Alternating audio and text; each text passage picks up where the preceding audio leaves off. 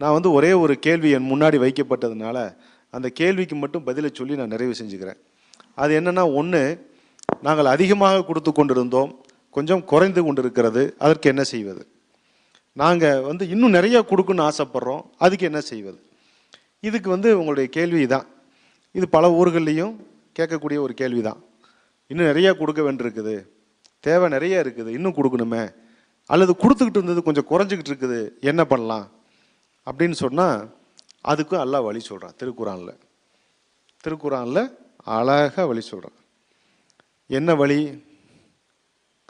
2வது சூரா 271. நீங்கள் அந்த மஜ்லிஸ் முடிஞ்சதுக்கப்புறம் தயவுசெய்து இந்த ஆயத்தை நம்பரை கொஞ்சம் வாங்கிட்டு போயிருங்க. 2வது சூரா 271 அல்லாஹ் வந்து அதுக்கு ஒரு ஐடியா கொடுக்குறான்.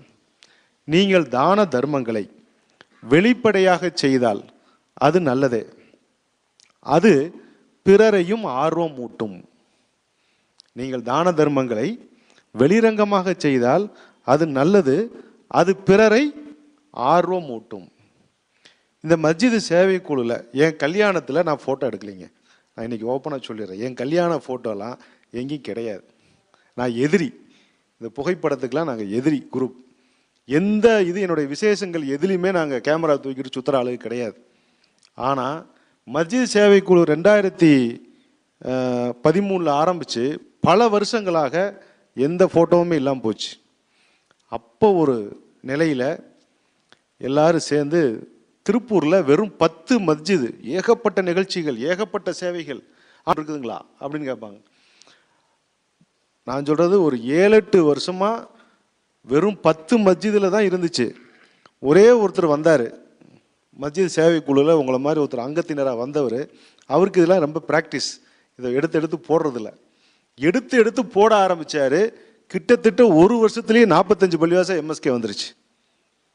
வெறும் 30 கிட்டில் ஆரம்பித்த திருப்பூர் எம்எஸ்கே இன்னைக்கு 2500 கிட்டு கொடுத்துட்ருக்குறாங்க. அது எதனால அப்படின்னா, இப்படி ஒரு சேவை நடக்குது என்பதை வெளி உலகத்துக்கு தெரியப்படுத்துறதுனால. இது தெரியப்படுத்தினதுங்கிறதுக்கு அனுமதி அல்லாஹ் கொடுத்துருக்குறான். எந்த ஒரு பிணக்கு வந்தாலும், எந்த ஒரு சர்ச்சை வந்தாலும் முடிவு அல்லாஹ் தானே.